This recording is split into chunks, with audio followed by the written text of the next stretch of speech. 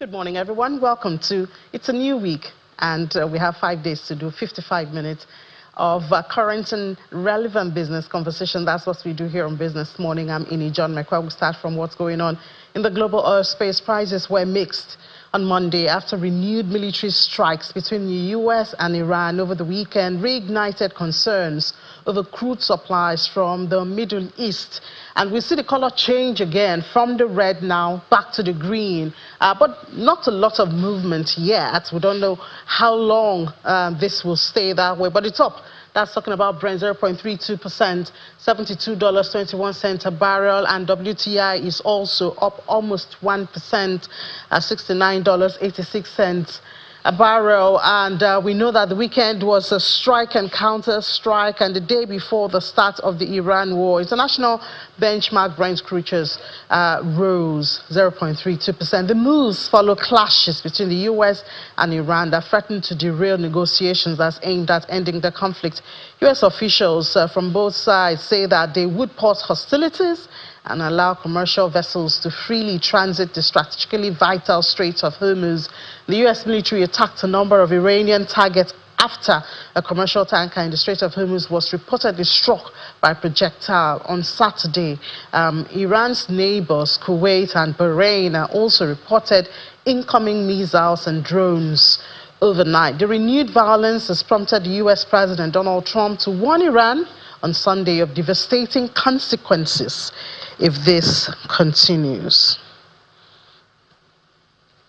And here in Nigeria, the Federal Competition and Consumer Protection Commission, FCCPC, has expressed concern over findings from an ongoing surveillance of the downstream petroleum market, suggesting undue exploitation of consumers. In its statement, the FCCPC stated that a review of the gantry prices of local refiners, marketers, depot operators, and retail outlet operators reveals token reductions in prices that are not commensurate with the steep fall in the crude prices in the global market.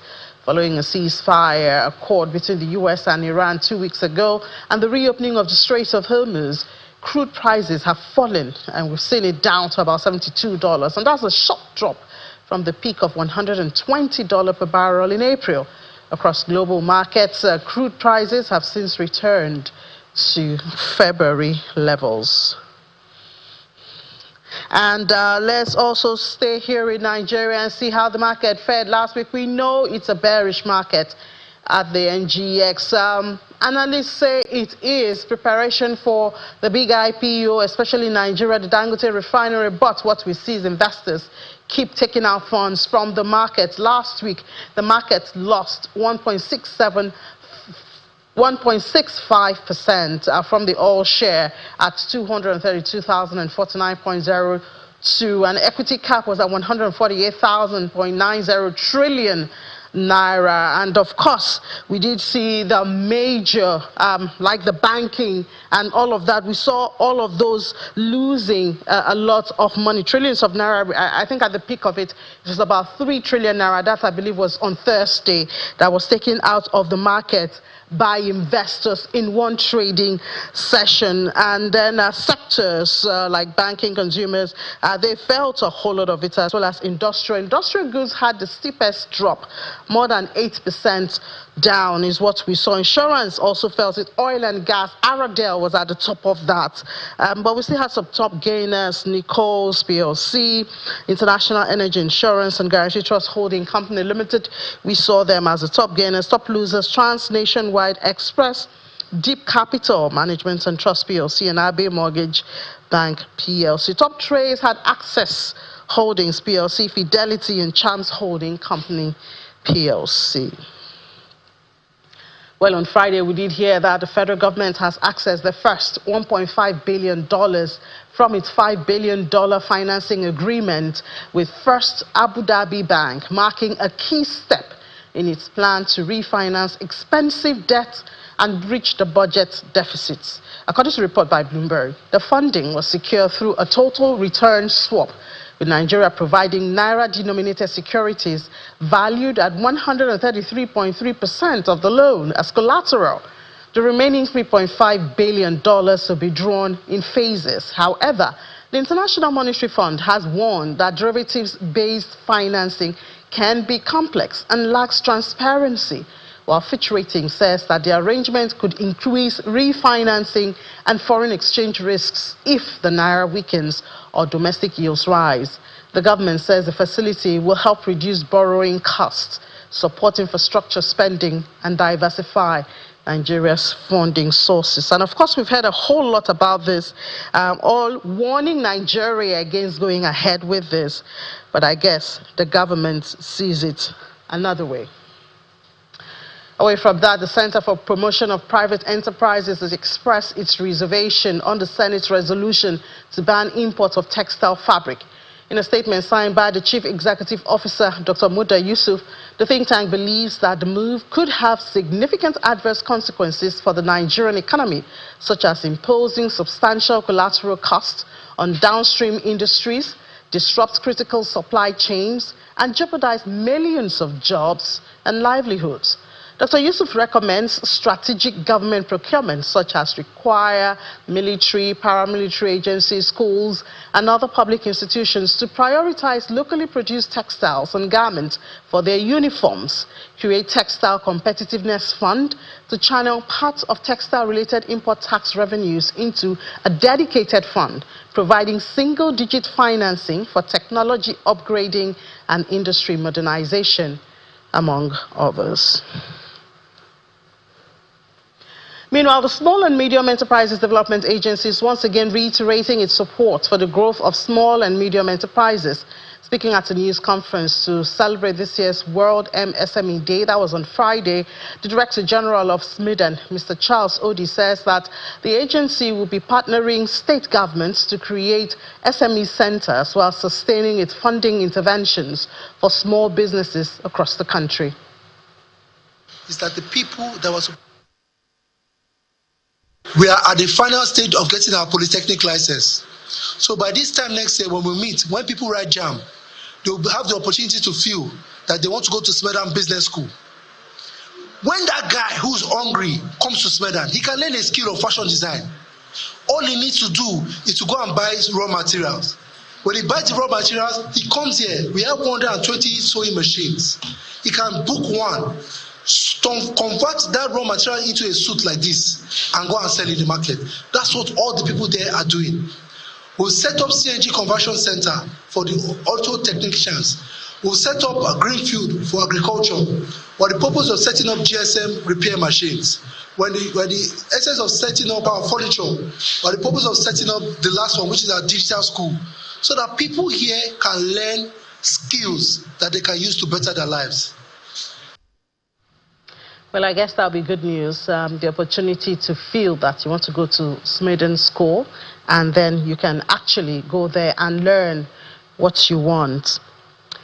And from that, the National Pension Commission, that's PENCOM, they've rolled out a fresh drive to extend pension coverage to about 9 million transport workers under the Personal Pension Plan, that's the PPP. The initiative, which is being developed in partnership with the National Union of Road Transport Workers, the NURTW, is expected to increase retirement savings among workers in one of Nigeria's largest informal sector groups, while creating a framework for structured financing of mass transit vehicles across the country. The proposed arrangements, which emerged during discussions between PENCOM and the leadership of NURTW, seeks to leverage the union's nationwide network to drive pension enrollment among transport operators who have largely remained outside the formal retirement savings system. The plan is expected to deepen financial inclusion and expand social security for the informal sector operators. If successfully implemented, the program would represent one of the most ambitious pension inclusion drives in recent years, potentially increasing the number of contributors under the pension scheme and extending social security coverage to millions of Nigerians without formal retirement protection. And a warning from my colleague, Chris Williams. He says, before you buy the next bottle of palm oil, How certain are you that it is unadulterated and safe? There are cases of cancer rising in the country. This next report, Chrisilem, sheds light on some dark practices that threaten to put millions of homes at health risks over consumption of adulterated palm oil. It all begins here in the rainforest belt. According to statistics, Nigeria is the fourth largest palm oil producer globally, churning out over 1 million metric tons annually. It's a staple of our heritage, but our national appetite appears larger than our harvest. The widening gap between supply and demand has given birth to a lucrative yet lethal underground industry.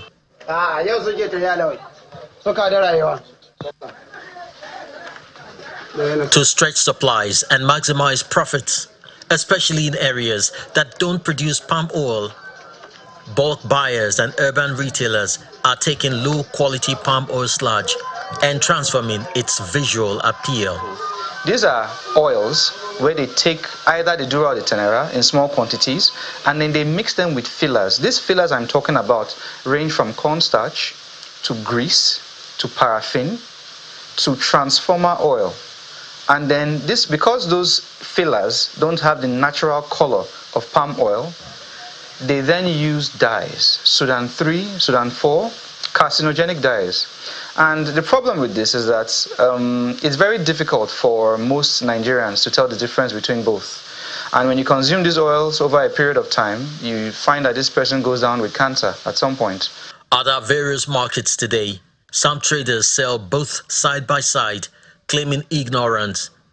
But those who understand the difference explain. You know that some oil foam, if we put it in the pot like this, it will foam. That foam that is foam is not because of the oil is soap. It's not soap. Because some palm kernel oil, we have native oil and agric.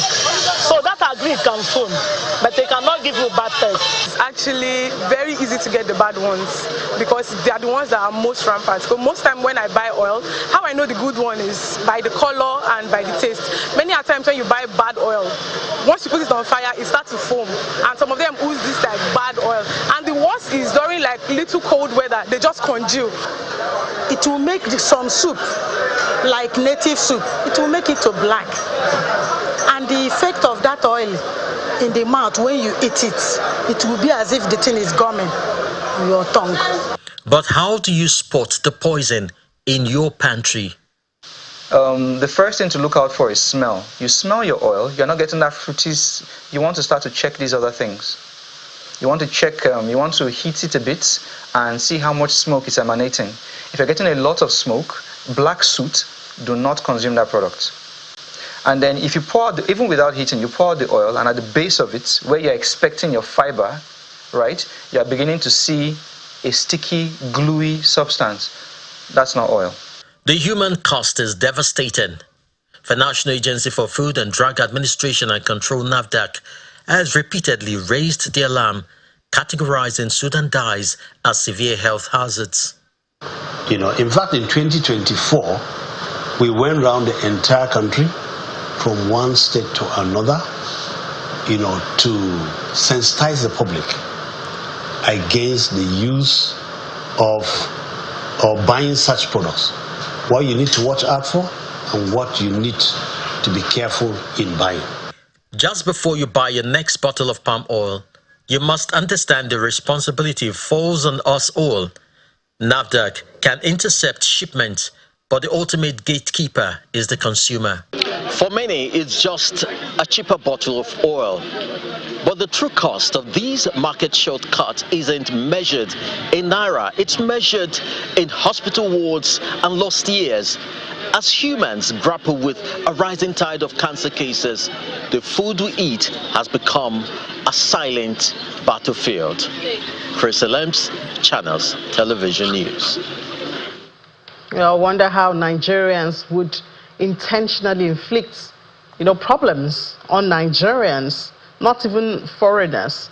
Well, good enough we have a farmer in here, the managing director of Banjiko Motunde Farms Limited. He's also the chairman of LCCI Agri Group. Mr. Tunde Banjiko, good morning, welcome. Thank you, Ini, for having me. Well, I mean, when I saw that report and the findings there and I've heard it, personally, I like to smell and ensure that I smell at least that natural taste of palm oil and everything. But it just blows my mind that individuals somewhere, because they feel they want to make money, they purposely put chemical in edibles, and they know, or perhaps they forget, that someone from their family could be the one to consume that product. It's our selfishness that has blinded us. And the value in the society we have placed on money now is what is leading to some of these things. And that also calls the attention of the regulatory agency. That what are they doing? How did some of these products get to the market? What are the regulations we have put around products, from production? We've talked about value chain several times here, where from the production to the storage, to the distribution within the market. And that's why the conversation around traceability now has become a key conversation. That the product that gets to the market before they go to the consumers, we should know their source. So we should start talking about traceability. But Mr. Watunde, I mean, let's look at it practically. Yeah. Nigeria is a largely informal economy. Yeah. For some of us, we kind of prefer, I have my grandmom in the village, my auntie in the village, you understand, please send me palm oil. Yeah. So these things, even a lot of people who sell at the open market, they get from those people. From those people. Yeah. So it is highly informal. Yeah. Once we introduce the government agency, you and I know that issues of fines and duties, and a lot of these people, exactly, a lot of these people will be knocked off the chain, and then we start complaining. But I mean, then perhaps that is what we need. But we'll have to look at, like we just looked at that report now, what's the consequence of also not doing this thing? Because we want it cheap, but we also want it regulated. So for us to prevent some of these, I'm even looking for words to put on them, that brings in these adulterated products. We have to find a way to skim them out, if that's the word, or take them out of the market. And the only way to take them out of the market will be regulation. We'll have to be able to, even if somebody is sending it from the village, sending it to Lagos, and probably they should put them together somewhere, because that's what actually happens most times. They aggregate the like a cooperative together. Stuff. Maybe a cooperative. But let's be able to say this is coming from Ijebu, the local government. It's coming to Oshodi market. That's the only way. If not, somebody will stay in between and just gather some bottles and pour whatever chemicals into it. So we can't be scared of regulation. And that's, we always compare ourselves with developed country. In developed country, does your grandma just send you something? You can't. Even they can, you can, but stuff are regulated. It goes through a level of regulation. Until we are putting those regulations, you go abroad, you can buy meat from a meat market, but before you got to that meat market, going through regulation. Yeah. So they know, okay, this meat is coming from this place, this is coming from that place, even to the extent of labeling some of the cows. Yes. So we can't be scared of regulations and also want it the best way. So we'll have to choose one. I'm just saying, because before you know it now, one association will come and say they're knocking us off the value chain of palm oil. No. You understand? No, the truth of the matter is they can't knock us off. The only thing that will happen is, instead of you getting it directly, like the example you gave, maybe your aunt is sending it to you. Somebody, and that will be a business also for some people. Yes, it is. So somebody will have to go to that particular local government, gather all the available palm oil. Then we know who is bringing it from this local government. We know where they are taking it to. 4 goes to this supermarket, 5 goes to this person. And that's the only way. That's business created, and then the person will probably have to register with. That's revenue for government. Revenue for government too. And then, but at that point, we'll be rest assured that what we are getting is quality products. So because the increase in the case of cancer, it's very scary. And you know, the scary part is even young children are not exempted. And now, young children. I had a 5-year-old with cancer. Wow. So we have can't to do explain it. Anyway, but as Chris said there, before the government steps in, let us be our own gatekeepers. And you know, he said something in that report too. We love to. I'm not blaming us. That's why I'm using us. We want to maximize our resources. You see one. So you see the cheap one. You see one labeled 10,000, one labeled 3,000, and you know you start saying, "Let me go for." But sometimes it's not about the price. It's, you know, sometimes it's but not you know, about the price. What I also advise here this morning on palm oil and some other products, you don't have to go for the foreign brand. We have our local ones. Yes, correct. Okomu is here. Yes. Presco is here. Yes. I'm sorry I'm mentioning brands. You know, the local brands that we know, go for them.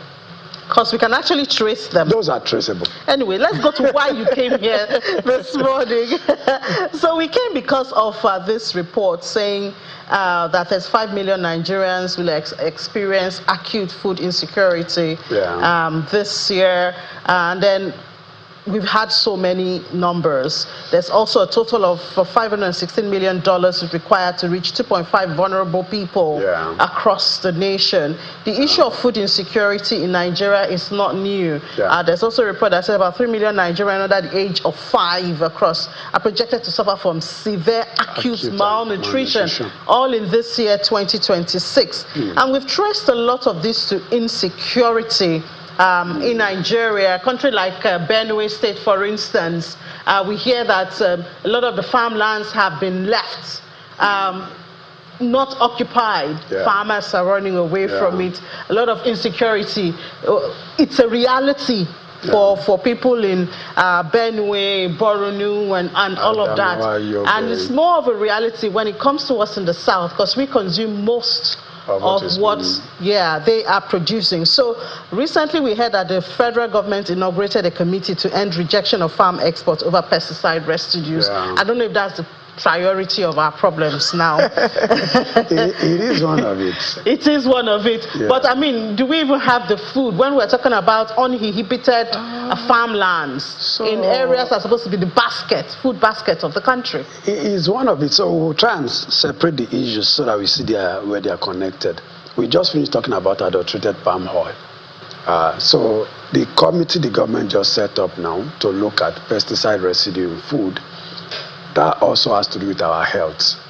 So one, while we are trying to meet international standard, while we are trying to do our export earnings so that our products are not rejected, it also has to do with our health, because if the volume of pesticides in this product is above the limit, you know, there's a maximum residue limit. If that limit that is being produced locally, it's above that, it's also an health issue.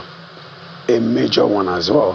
But you know, when you dissect this issue of pesticide residue, I looked at it from the point of production. We can't keep shying away from regulatory authority. I was speaking to a young chap, a farmer, about a week ago. They sprayed their vegetable farm, and they were, you know, when you spray, you think maybe for another 1-2 months you should be fine. And he said, "Sir, 1 week after, just one rain, everywhere is covered up again." So what that means is that they will spray again. That's where we start having the issues. So the issues start with adulterated pesticides. Exactly. Fake pesticides. What should last you 2 months is not even lasting you 1 week. So what happens is farmer now starts spraying. So you now over spray the farm, and that's where the problem begins. When you now leave the farm, you get to the storage, and that's why I love this committee. The person heading it is in the NISPRI, Nigerian Storage Research Institute. That's the person heading it. At the storage now, some farmers, some retailers will also use some pesticides to preserve. And when they also spray, you are increasing the volume. So at the end of the day, what the government has found out is that there's losses for us, because at times the painful part is you take some of those products out of Nigeria, they get to the point of destination and they are rejected, and you are even to pay for the destruction. So you are losing the product.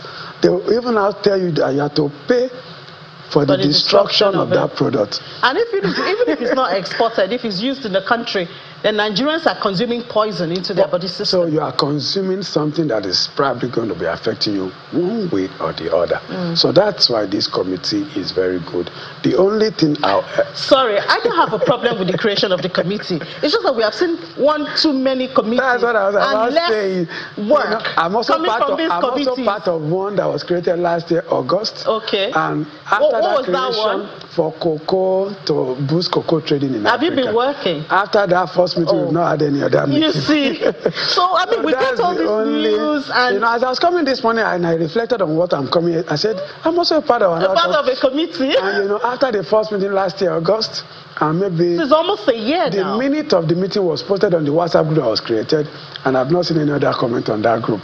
So I will only implore the committee to really do their work. Have you done your own work in your own committee? I'm not the one to say.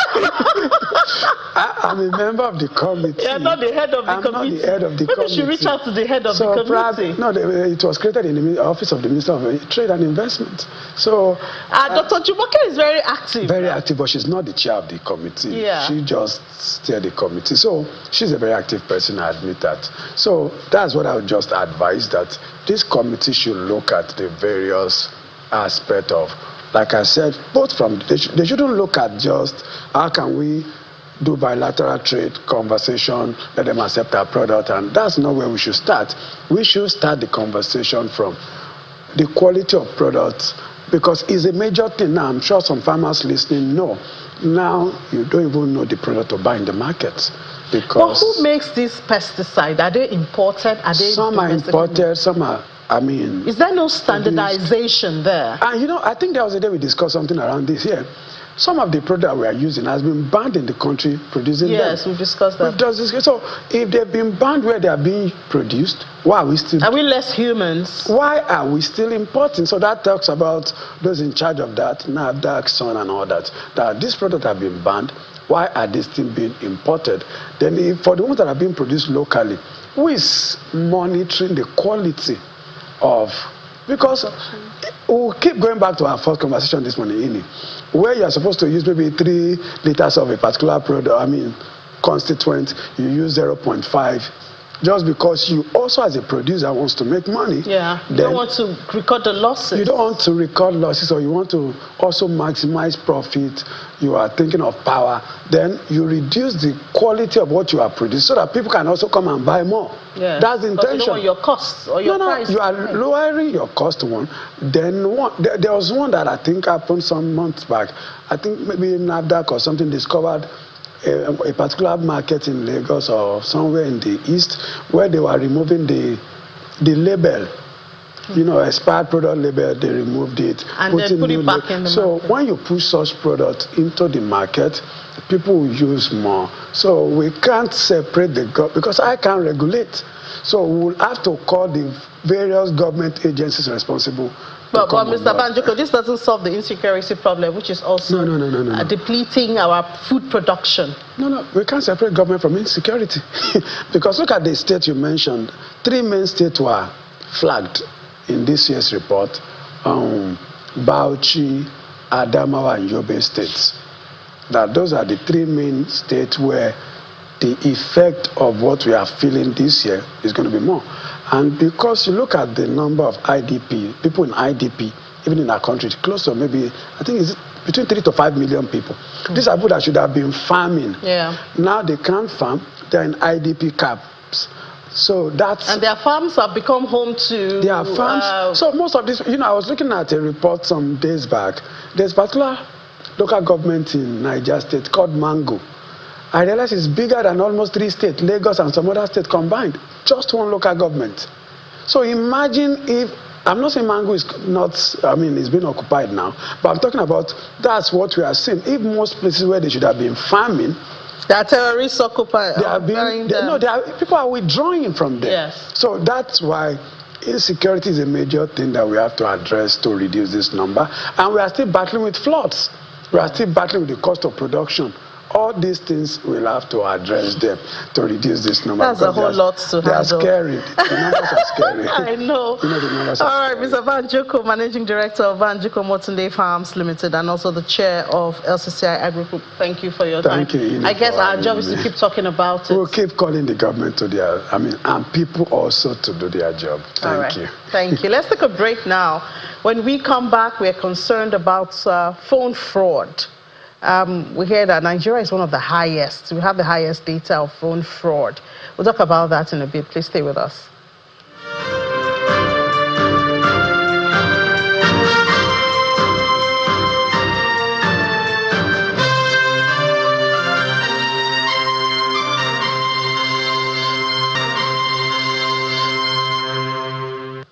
You're welcome back. Still watching Business Morning right here on Channels Television. Nigeria has been ranked as the most spammed country in Africa and the 8th in the world. What do we have? And that's ahead of South Africa, Kenya, Ghana, and Ethiopia. Look at the number of individuals who were scammed or experienced spam calls, 32.7 million, although that's 2023. But Truecaller, they try to help us, seep out some of this thing, and they're saying that worldwide they've identified more than 68 billion spam and fraud calls in 2025. I think my number is part of those numbers, because every time I get some numbers and then it's identified as spam. And I'm sure that you have also seen that. Well, let's speak to someone who can help us identify or protect ourselves against this. The Director of Market Development at Truecaller, Mr. Go Onwuzurike, right here in the studio. Mr. Onwuzurike, good morning. Welcome to the program. Thank you so much. Yeah. Thanks for having me. I have to start by just being personal. Recently, I've had a lot of spam calls, and I'm wondering, did somebody take my number and give some people, Well, thank God there's something to help us identify it. If not, it's scary. Yeah, I mean, like I always say, you don't have a control as to have your number sometimes gets out, right? But you do have a control as to whether you want to take these calls or not. So you're fortunate in your own situation that you use Truecaller. You're able to identify that these are spam or unwanted calls, and you can make the decision whether to engage or not, which is what So I'm wondering why Nigeria seems to be so high up there. Okay, is it because of our population? Yes. Yeah, we have more people. We have more people. Our mobile penetration is also quite high. If you compare, with other countries, our mobile penetration, our internet penetration is also quite high. So it's not just really because maybe, we have, the scam numbers is just 6%, but 51% of it is spam and fraud. So it's important to make that distinction. So there's a difference between spam and fraud? Yes, there's a difference between a spam call and a fraud. Okay, so help us to understand the difference. Yeah, so a spam call is a call where it's unsolicited calls, telemarketing. Is it those guys exactly? Yeah, so it's unsolicited, it's a bit of noise, and there are lots of it. So that's the spam call. Is that illegal? Is that dangerous? Well, not necessarily illegal. It's not illegal, but it empowers you, and that's what we do, empower you to say, this is what my time, or no, I do not want to take these calls, right? But fraudulent calls are calls with malicious intents to defraud people, to take money from their pockets, to instill fear, pressure, and urgency. Those are fraudulent calls. So there's a clear distinction. Is there a way you think that perhaps they look up from some criteria to say, oh, this would be a good person to try to defraud or something, or is it just a random thing that comes through? No, from where we see, where we sit, we don't think these things are random. So fraud targets a lot of people that are, prone to fraud are people that are not technology savvy. They also do not understand how scams work. So you see that a lot of elderly people that do not understand how technology works or spam calls work, they fall prey to these things. But I like to say that given the right circumstances, everybody is susceptible to fraud or to scam.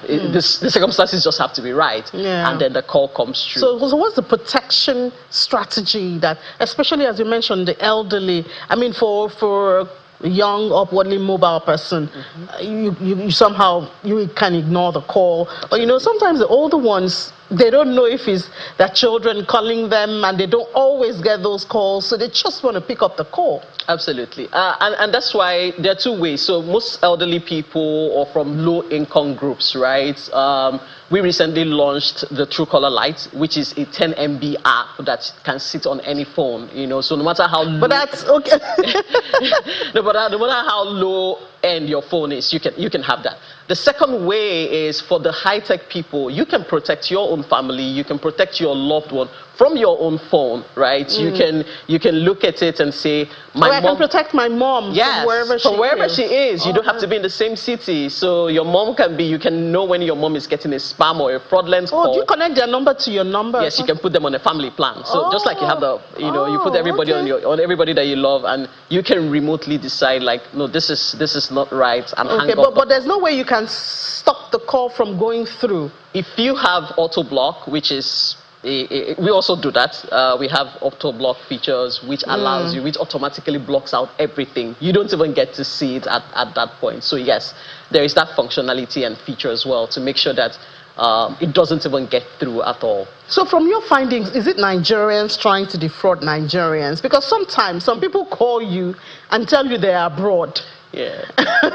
But I've come to find out that some of those people are actually in Nigeria. So is it Nigerians trying to defraud Nigerians, or is it something more complicated? Well, I mean, from where we sit, we're not able to tell who is where, because from a data point of view, we don't know who is where, and it could be anybody anywhere, right? We don't know if it's, you know, the most important thing is knowing who is on the other end of the phone. I think that's the most important thing. Whether it's a legitimate business, whether it's a spam call, because sometimes also legitimate businesses actually get drowned out in all of this because they are not properly represented, they are not properly identified. So there's also a lot of economic opportunities lost on the other spectrum just because businesses are not properly identified. So do we tell businesses, please ensure that you're properly identified? Exactly, because they are now bad actors in the scene, right? Bad actors. So historically, if a company called you, you would pick up, right? You would pick up because a company is calling you. Yeah.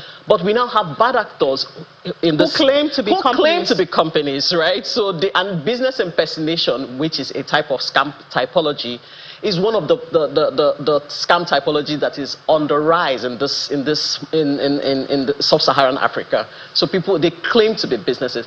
So businesses can no longer assume that messages sent equals to messages received, because customers are now more discerning and they are now bad actors. So proper identification, verified identity, trusted channels, consistency in communication and the way the business communicates, it's really important. So the other thing is, isn't it possible to get these bad actors punished? Because I think that's why they're thriving. Nobody's getting punished. You know, they do it and get away. Sometimes, you know, all those messages that come through your phone, especially WhatsApp now, maybe they take over someone and tell you, oh, I'm stranded somewhere, you know, and things like that. And there's no way to actually find. They tell you block and report. Yeah. And then what? Nothing happens to them. So they go ahead and, you know, attempt on other people. There's no way to punish them. Absolutely. And what you just described is what we call credibility engineering. So scammers also invest in a lot of credibility engineering to make their stories quite credible. Oh, I'm in your estate WhatsApp, or I'm in your estate group, or I'm in that, you know, please can you send me that OTP? I'm calling from your bank. They just replicate natural everyday scenario. Remember that we're a mobile first economy, so a lot of things are done through the phone. A lot of businesses are done through the phone. A lot of communication is done through the phone. I think where it's important, of course, enforcement and, you know, is important, but education, you know, prevention again is better than you know. So educating people on what to trust, having, of course, you know. Is there no way we can get these people punished? I mean, if I mean, people turn on the television and say, oh, this person was arrested, for attempting to defraud and, all of those calls. And then the person is actually being punished. Perhaps one young person it could there, deter them. Exactly, but we don't have such cases. They do these things, and when they succeed, they succeed. When they don't succeed, they just move on to the very next victim. person. Yeah. There should be a way to, and all of that, and these things are supposed to help us identify. Absolutely. But it doesn't look like it's working from that. No, I'm not quite sure it's working, and that's why the more important thing is to educate more people. Don't even fall victim in the first place, and that's the power of community. And that's why, on our platform, you see lots of people reporting, oh, this number has defrauded me. Oh, this person has sent me this. Oh, this is a scam number. They will even describe to you the kind of scam that those folks perpetuate. So I see some of those on social media. Yeah, people say, oh, this has happened to me. So people are empowered, people are educated, people are enlightened, and that even forestalls the occurrence of such. So we are more on the protection side, yeah, making protection sure that is better than care. Yeah, so that's how we're thinking about it. Okay, well, I guess we just have to keep preaching the message. Do we call the government agency, NCC, National Orientation Agency? Who should be doing more of this education? Everybody has to do the education. The platforms like us, the businesses like us, you need to tell your customers, your consumers what to trust. What about the operators? Exactly, the operators as well. So everybody, and the good thing about the Nigerian problem is, like I said, 6% is scam, and the remaining 40 something percent is spam. So it's a trend that can be reversed if everybody cleans up their act. Yeah, we can deal with it. Yeah, we can reverse it. So we do not have an elaborate scam problem. We have an elaborate spam problem, and that can be reversed. Is that a problem, though? Yes. Oh, spam is a problem, because if consumers are determining your calls or your engagement as spam, the economic implications are hidden, but people do not quite understand.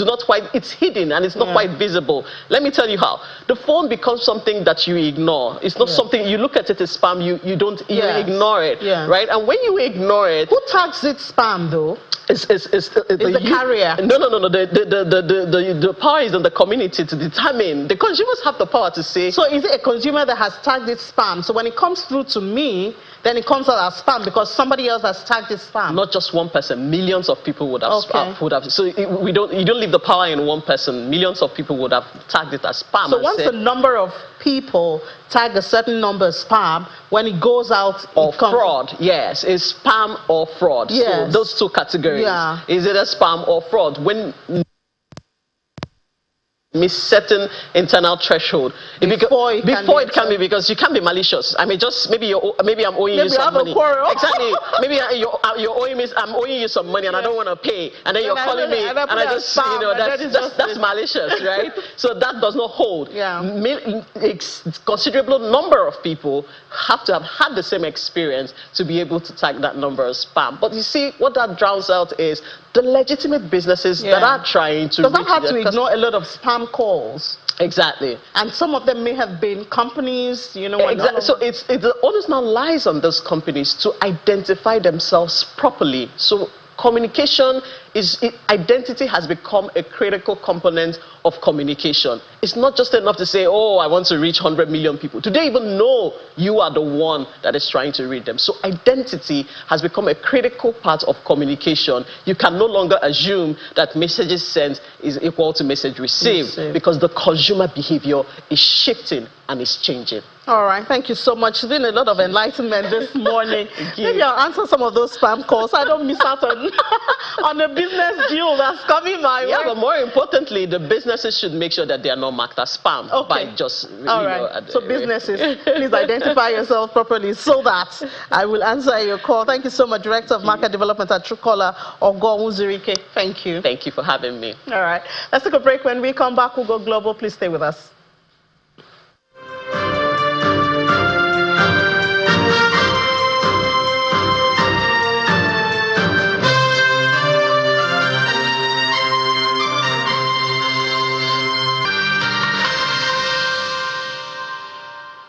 It's 48 hours to the end of the month of June, but global financial markets are entering a pivotal week driven by an early jobs report, which is critical to inflation, as well as a heavy dose of central bank commentary. But first, let's start global news with expectations. First, we're starting with the European Central Bank, which is kicking off its annual forum on central banking in Sinatra, Portugal. Now, the discussions will focus largely on inflation, interest rate, AI's impact on productivity, as well as financial stability. Now, the ECB's president, Christine Lagarde, will deliver the opening dinner address tonight, while global central bankers are warning that the rapid expansion of artificial intelligence investment could create a new financial risk. Now, the concern is that heavy borrowing to fund AI infrastructure and increasingly similar AI-driven investment strategies could amplify market volatility during the periods of stress. Now, global financial markets will closely monitor comments and heavy rhetorical guidance from top central bank governors, including the Fed chair, Kevin Walsh, and Bank of England Governor Andrew Bailey. Now, for Tuesday, the expectation that we'll be having is that China's official June MBS manufacturing PMI report is expected. So there'll be two PMIs reports. So now, first, the PMI, the manufacturing PMI is expected at 50.1, and the non-manufacturing PMI is expected at 49.9, and that is offering critical insight into economic expansion or stagnation. Now, China's official Purchasing Managers Index serves as critical timely barometers for the broader economy. Now, for Wednesday, July the 1st, now preliminary June inflation data for the Eurozone area is expected to show that the Eurozone's headline CPI is expected to cool from 3% down from 3.2% in May. And this will be largely thanks to the sharp drop in energy and crude oil prices. At the same time, a core CPI is expected to stay sticky at 2.6%. Meanwhile, Eurozone's May unemployment figures, which would be released on July the 2nd, is expected to hold at 6.3%, while Germany, which is the Eurozone's biggest economy, is expected to tick up to 6.4%. Now, for Thursday, July the 2nd, the highly anticipated June non-farm payrolls, NFP, that's also known as the jobs report, will drop a day early on Thursday, with U.S. markets, which will be closed on Friday in observance of the country's July 4th Independence Day. Now, the NFP consensus indicates that the market expects the U.S. economy to add 114,000 jobs for the month of June, and that's down from the prior month, with unemployment rate holding steady at 4.3%. Now, strong payrolls numbers could strengthen expectations of tighter monetary policy, influencing global bonds and equity markets, while investors are waiting that the clues on the next move would influence the U.S. Fed's next move. Now, finally, for Friday, the expectation that we'll be having is that the U.S. equity and fixed income markets will be completely closed in observance of the 250th Independence Day of the United States, which that was from the year 1776 to 2026.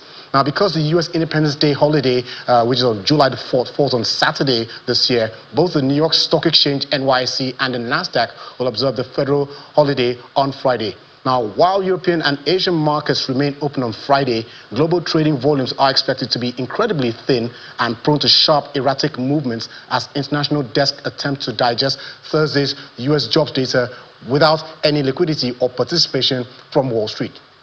Now, so let's head down to global news. Now, following high-stakes, chaotic weekend of tit-for-tat strikes, a senior U.S. official has confirmed that the United States and Iran have agreed to a temporary halt in their hostilities. Now, the stand-down is designed to save a fragile 14-point interim peace deal and clear the way for urgent face-to-face negotiations scheduled for tomorrow, Tuesday, June the 30th, in Doha, Qatar.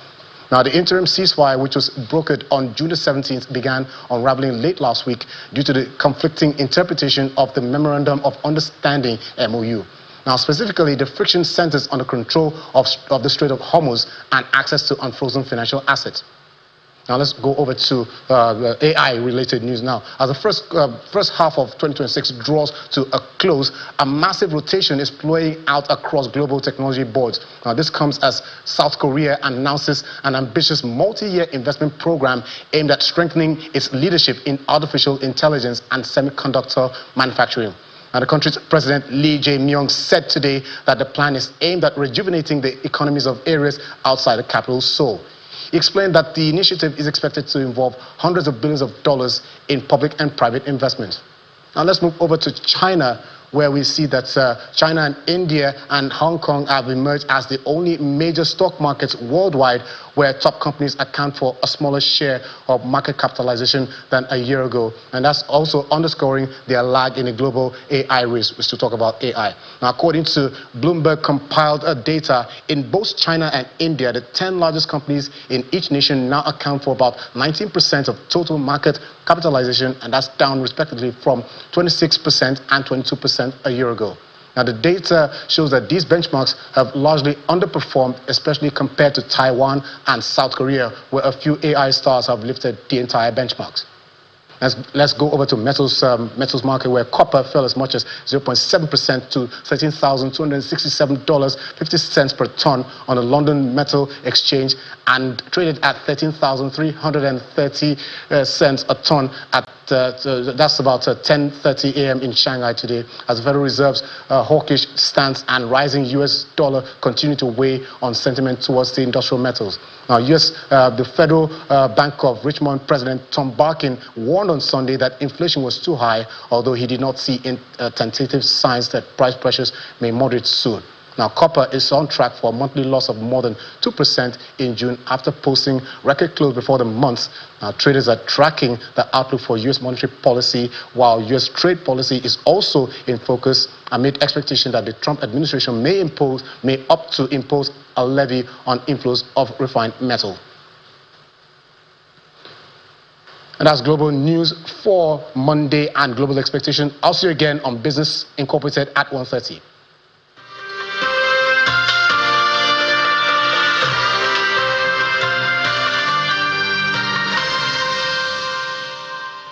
Thank you so much, Anita. And just before we head out of the studio, we head to the markets. We see a bit of green, but trust me, it's too early to be excited. 0.05% up is what we see on the oil share index, 232,173.94. Driving that is Access Holdings. Access Holdings is 22 naira 50 kobo now. And then also we see Jais Bank also has gained more than 1% in early trade. Sky Shelter Fund is also positive. Consolidated Hallmark also positive. But we don't see any of those big guys there driving the market in this early trade. So it's a very slim chance that we'll sustain this. But we'll see what the market would look like. As Anita said, he'll be back at 1:30, and by then we'll get intraday numbers. I'm Amy John McQuay. I wish you the best of the rest of your day.